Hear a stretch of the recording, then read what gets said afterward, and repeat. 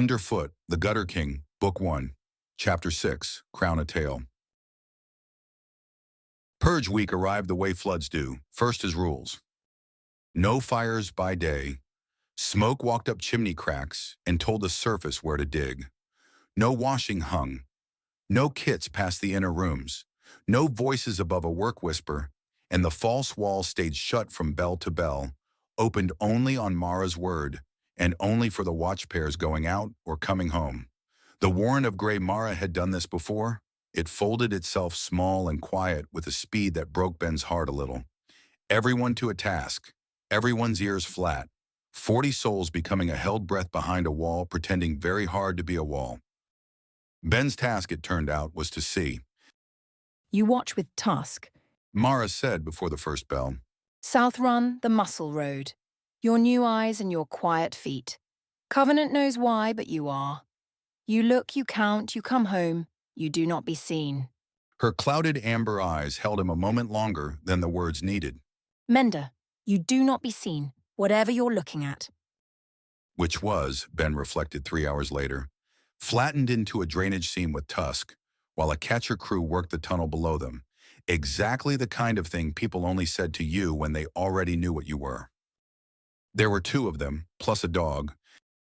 The dog was the bad part. It was bigger than the terrier from the pit, a brindle thing with a nose like a search warrant, and it worked the tunnel mouth in long, methodical sweeps while its handlers laid wire. Ben lay still as furniture, silent step humming in his bones like a held note, and made himself do the job. Look, count. He counted a wagon with 2 cages. He counted 9 snares in a fresh line, greased pegs, double-anchored. Purge rigging, Rill had called it. Heavy enough for a grown buck. He counted the crew's gear, tongs, catch poles, the coiled smoke hoses they'd feed down bolt holes come the smoking. And on the wagon board, on an iron ring the size of his hand, he counted keys. Flat black cage keys, stamped with the same double slash that had appeared past the blue moss. Then the dog found the family.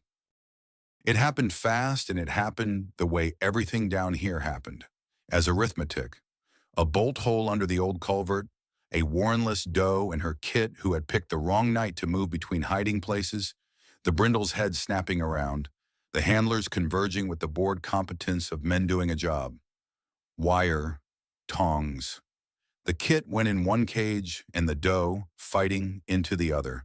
And the whole thing took 90 seconds, and the catchers went back to laying snares because a doe and a kit were half a crown of tails or 2 silver live, and either way they weren't going anywhere, and there was a quota. Beside him, Ben felt Tusk go very still, a different stillness than watching. The big ratkin's ember, usually banked and slow as a hearth, had gone bright at the edges. Warren Law said, "You do not be seen."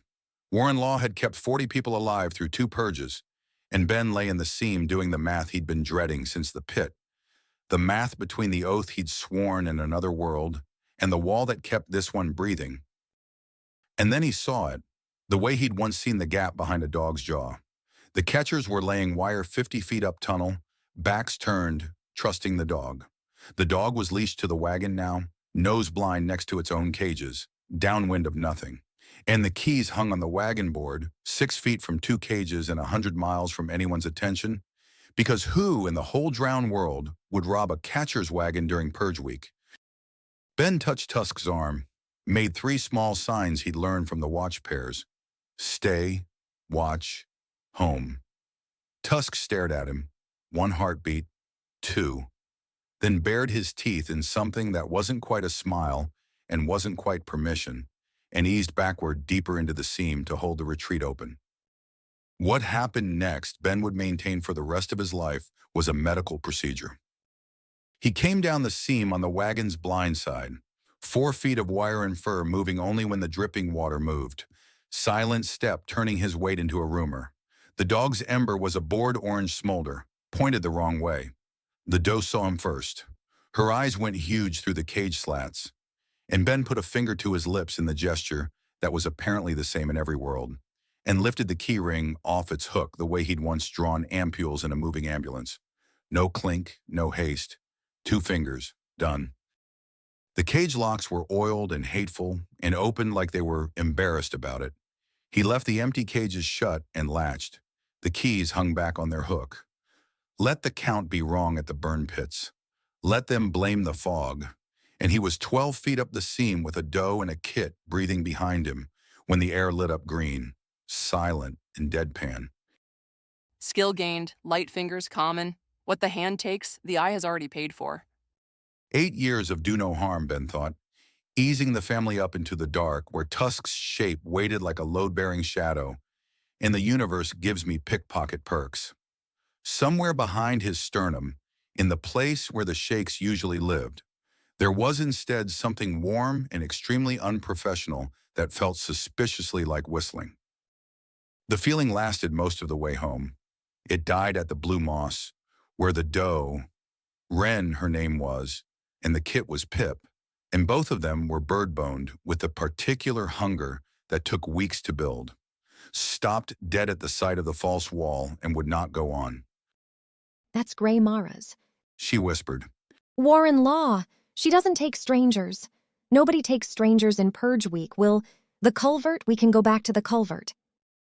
The culvert has 9 new snares in it. Ben said. Come on, her law's got a soft spot.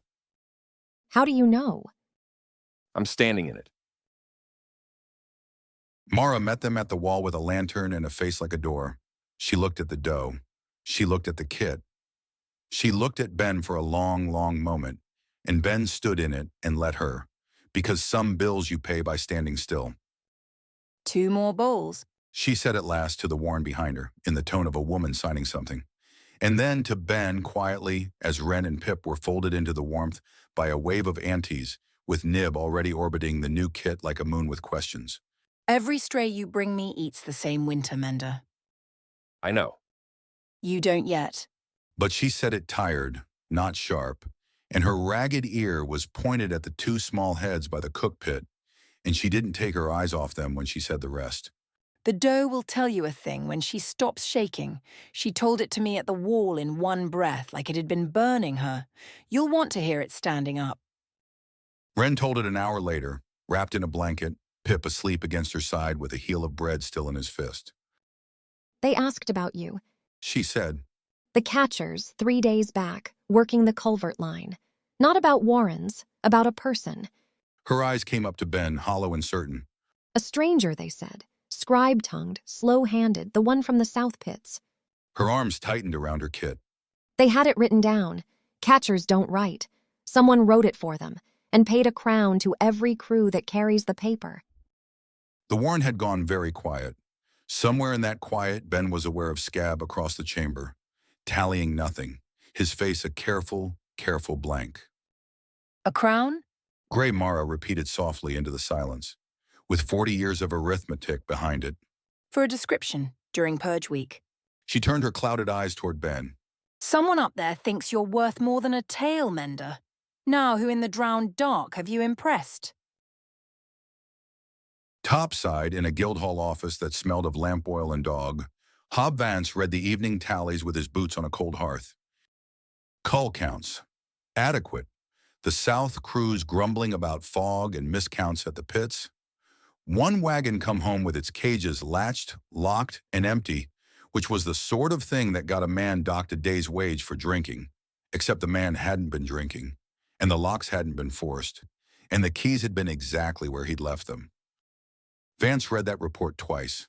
He was not a superstitious man. He was a professional in a profession without professionals, and he had spent 9 years learning the difference between an excuse and an anomaly. He laid the report flat next to the other one, the dead ratter in the cull pit, the rib through the eye, the thing in the South Pits that kills cleverer than a rat, and next to that, the letter with the white seal and its polite, bottomless request. Any live specimen of unusual capability, priced accordingly. Fog, He said to the empty office and almost smiled. Then he took down his slate, and under the heading South Pits, he wrote, in the careful print of a man who taught himself letters at 30, a single line, and looked at it for a while. Not a what, a who.